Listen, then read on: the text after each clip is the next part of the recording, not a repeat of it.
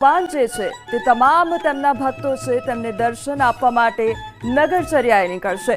અમારી સાથે સંવાદદાતા પ્રીતિ તિવારી જોડાઈ ગયા છે। પ્રીતિ, હવે થોડી જ ક્ષણોની રાહ જોવાઈ રહી છે, પહિંદ વિધિની શરૂઆત થશે।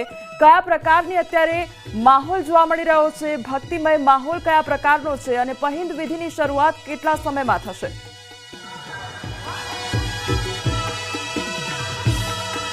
કોમલ, અત્યારે બિલકુલ ભક્તિમય માહોલ અહીં જોવા મળી રહ્યો છે, કારણ કે દેશની બીજા નંબરની સૌથી મોટી રથયાત્રા અમદાવાદમાં નીકળવાની છે, એટલે અમદાવાદ તો ભક્તિમય બનવાનું છે। સવારથી જ વહેલી સવારથી અહીં ભક્તોની ભારે ભીડ લાગી છે। થોડા સમયમાં મુખ્યમંત્રી પણ અહીં પહોંચશે, પહિંદ વિધિ કરવામાં આવશે।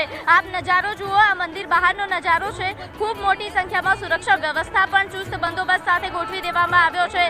હવે સીએમનો કાફલો થોડીક જ ક્ષણોમાં આવશે, એટલે તેના માટે તમામ પ્રકારની હાલ તૈયારીઓ થઈ રહી છે। સવારથી જે પ્રકારનો માહોલ રહ્યો છે કોમલ, સવારથી જ અહીં ભક્તોની અવિરત જે પ્રવાહ છે તે આવી રહ્યો છે। સવારે વરસાદી માહોલ હોવા છતાં પણ લોકો ખૂબ મોટી સંખ્યામાં મંદિરે દર્શન માટે પહોંચી રહ્યા હતા। હાલ આ દ્રશ્યો, સીએમનો કાફલો મંદિરે પહોંચી રહ્યો છે અને સીએમ દ્વારા પહિંદ વિધિ કરવામાં આવશે।